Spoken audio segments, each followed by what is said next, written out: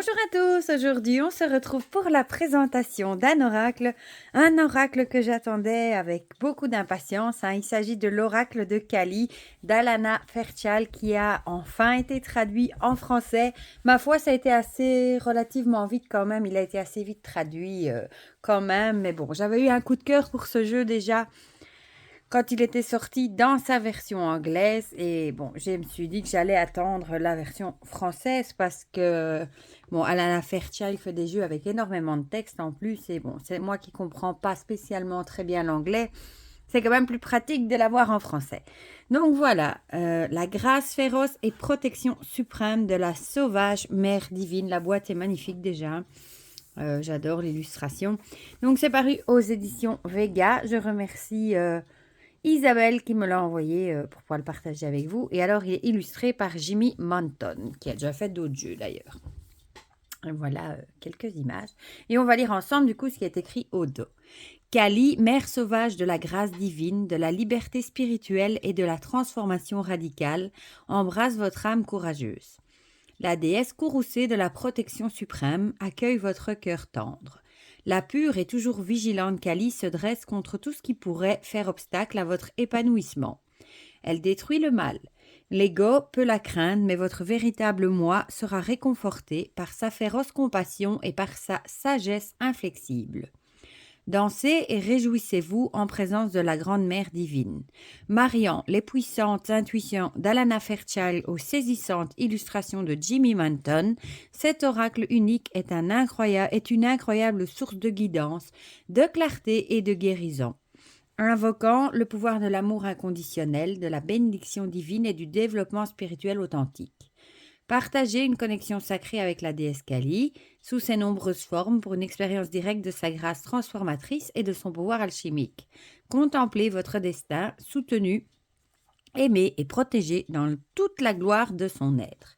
Donc, ce coffret contient 44 cartes puissantes, un livre d'accompagnement de 228 pages et un sac en satin pour protéger vos cartes. Il est au prix de 27 €. Voilà. Donc, comme d'habitude, Alana Fairchild nous a fait un gros livre. Ces oracles sont toujours très bien accompagnés d'un fameux livre. C'est pour ça que c'est nettement plus facile de l'avoir en français. Donc, l'intérieur est comme ceci. Regardez, ils ont même décoré les bords du coffret. C'est très joli. Bon, ici, on a toujours ce petit pochon en satin doré, jaune. Hein. Voilà, on a toujours ce fameux papier aussi si vous avez un problème. Et l'intérieur de la boîte est comme ceci. Voilà.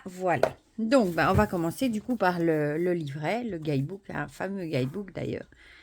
Voilà. Alors, illustré par Jimmy Manton. J'adore les illustrations, elles sont magnifiques. Donc, on a le sommaire avec une introduction et puis on passe directement au message des cartes. On a en savoir un peu plus sur Kalima et à propos de l'auteur et de l'artiste. Donc ici, une introduction où elle nous dit qu'elle est tombée folle de Kali dès la seconde où j'ai entendu son nom pour la toute première fois. Voilà, bon, ça je ne vais pas tout vous lire parce qu'Alana Fairchild fait toujours dans le long. Hein. Vous voyez la taille de l'introduction, hein. Elle est énorme. Voilà, une longue introduction que je n'ai pas encore lue, je vous l'avoue. Un aparté sur le tantra. Voilà, donc vous voyez qu'elle est longue. Hein. Oracle et travail sacré, aparté, sanskrit et prononciation. Comment bénir ses cartes? Bon, ça c'est propre à chacun. Proposition de tirage et processus de guérison. Processus de purification. Première carte, deuxième carte. Posez la question. Enfin, là, elle vous explique des tirages. Processus de reddition sacrée. Elle vous explique, c'est bien expliqué ça. Et puis on passe au message des cartes. Avec la carte ici en noir et blanc. Dommage qu'ils l'ont pas mis en couleur, mais bon. Le nom de la carte, son nom, un petit texte ici. Et alors ici, vous voyez, il y a de quoi faire pour chaque carte. Hein. Il y a du texte assez. Il y a encore ici aussi un rituel d'invocation. Et je pense qu'il y a un petit rituel pour chaque carte. Ouais, voilà. Voilà. Donc ça, c'est pour chaque carte du coup. Je voulais juste aller voir à la fin le petit à propos de l'auteur et de l'illustratrice. Voilà. À propos de l'auteur, bon, je crois que tout le monde connaît hein, Alana Fairchild et à propos de l'artiste. Voilà. Et il a un site internet d'ailleurs. Voilà, voilà. Donc, on va du coup regarder les cartes qui sont magnifiques. Hein. Moi, je les ai déjà regardées, je vous avouerai. Voilà. Bon, elles sont grandes, hein, taille... j'ai un petit fil du pochon qui vient avec.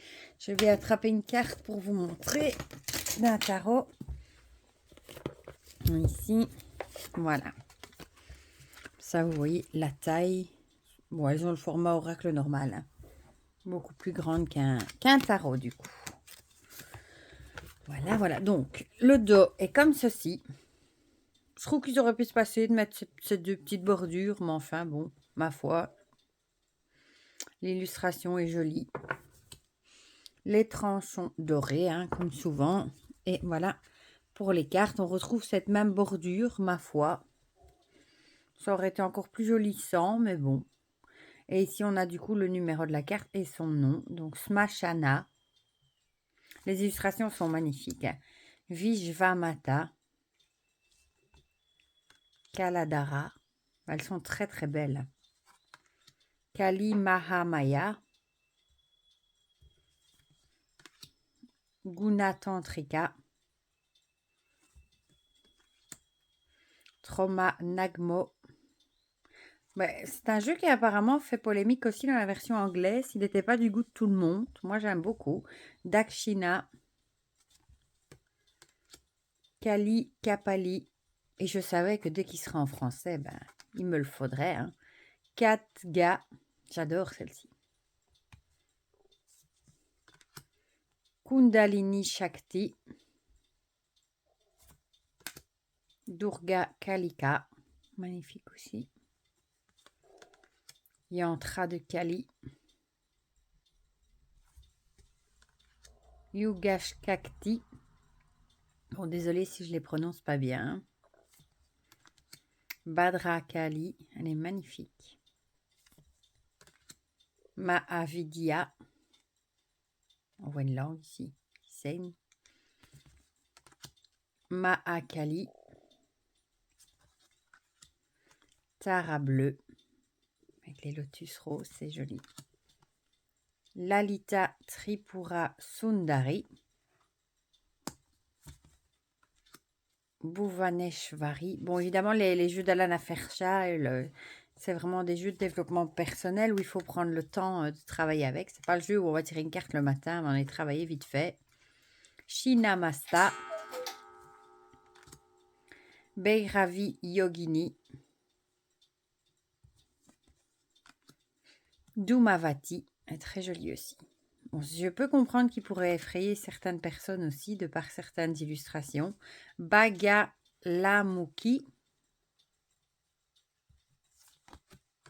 Ah, celle-ci aussi est belle. C'est très guerrière. Hein. Matangi avec son perroquet. Kamala Devi. Elle est jolie. Il y en a une décollée. Sodashi. Sri Bala.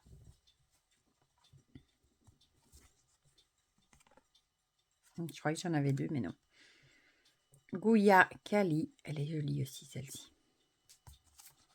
Celle-ci, c'est ma préférée, je crois. Devi Ma Kali. Elle est magnifique. Nitya Kali. Nitya Kali. Quelque chose comme ça. Shumanda. Celle-ci pourrait être un peu effrayante, en effet. Hein. Kalaratri. Anahata Kali. Curricula. Kalika Tantrika. Artha de Kali. Celle-ci aussi est belle. Dharma de Kali. Avec un côté plus sombre et un côté plus clair. C'est très joli. Kama de Kali. Moshka de Kali. Moksha plutôt. Mantra Shakti. Krishna. Kali Kalmasa Nasini. Gauri Devi. Et pour finir, Bavatarini. Voilà, voilà. Bon, mais je propose qu'on en tire une quand même et qu'on regarde le petit message ensemble. Hein. Enfin, petit, long message. Ceux qui n'ont pas envie d'écouter tout le texte peuvent déjà arrêter la vidéo ici. Parce que bon, c'est un long texte, mais bon, comme j'aime bien de vous montrer, de vous lire un peu le guidebook en général, pour vous donner une idée de ce qu'il contient, je vais vous en lire une. Évidemment. On va pas en tirer deux du coup. Bon, elle se mélange très bien. C'est moi qui suis gauche, comme d'habitude, avec les grandes cartes. Et je vais vous dire tout de suite, du coup, si elle s'étale bien. Ouais, sans problème. Et on va prendre celle-ci. Trauma Nagmo. Je vais vous la montrer de plus près, hein, avant de vous lire le message. Voilà. Elle n'est pas des plus accueillantes, celle-ci, mais on va voir le message. Donc, c'est la numéro 6. Voilà, voilà. Donc, elle surgit, réagissant instinctivement à toute menace grave contre votre bien-être, votre liberté et votre accomplissement sacré. Dans sa colère contre l'injustice, elle est terrible. Sa forme féroce fait trembler l'impur et attire à elle le cœur pur de ses dévots. Ne songez pas à la vengeance, mais priez pour la miséricorde de tous les êtres, tout particulièrement ceux encore piégés dans des cercles vicieux d'inconscience nuisible pour eux-mêmes, comme pour les autres. Ouvrez votre cœur au sien et permettez-lui de s'occuper de tout karma alors que vous tâchez de rester fidèle à la guidance de votre moi supérieur. Kali est si sensible à l'appel sincère de ceux qui ont besoin d'elle qu'elle se manifestera sous des formes illimitées pour leur offrir sa protection. Ces formes les plus féroces se manifestent pour nous aider à affronter de puissantes ténèbres en nous-mêmes, chez les autres et dans notre monde. Dans le bouddhisme tibétain, une daikini, danseuse céleste, est un être spirituel féminin offrant guidance et protection. La célèbre daikini, connue sous le nom de Trauma Nagmo, donc c'est la carte qu'on a tirée, ainsi que sous le nom de Kroda Kali, est un être féminin divin farouchement protecteur que nous pouvons invoquer. Méditer sur sa forme, c'est prendre refuge en elle comme en un sanctuaire. Son apparence est volontairement repoussante afin de nous protéger spirituellement et non pas pour nous éloigner d'elle. Alors, permettez à toute peur ou aversion qui pourrait survenir lorsque vous la contemplez de s'élever, afin de disparaître en laissant place à la confiance. C'est ainsi que la contemplation, la méditation sur cet être sacré devient un acte de purification spirituelle et de libération psychologique. Au fur et à mesure que notre aversion se dissipe, nous prenons refuge en elle avec un cœur empli de pure confiance, détournant ainsi les énergies négatives, indésirables et les sources de pollution psychique. Trauma Nagmo est la mère sombre et courroucée de la sagesse tantrique. En tant que mère, elle est disponible pour tous les cœurs qui recherchent sa protection, ses enseignements et son assistance. Plus terrible encore que Vajrayogini, forme féminine divine déjà féroce de la tradition spirituelle tibétaine, elle porte la protection spirituelle à son plus haut niveau. Elle est associée à la pratique tibétaine du Shot, qui signifie littéralement couper à travers, qui promeut une totale intrépidité, une croissance spirituelle fulgurante et la rupture de tous nos attachements.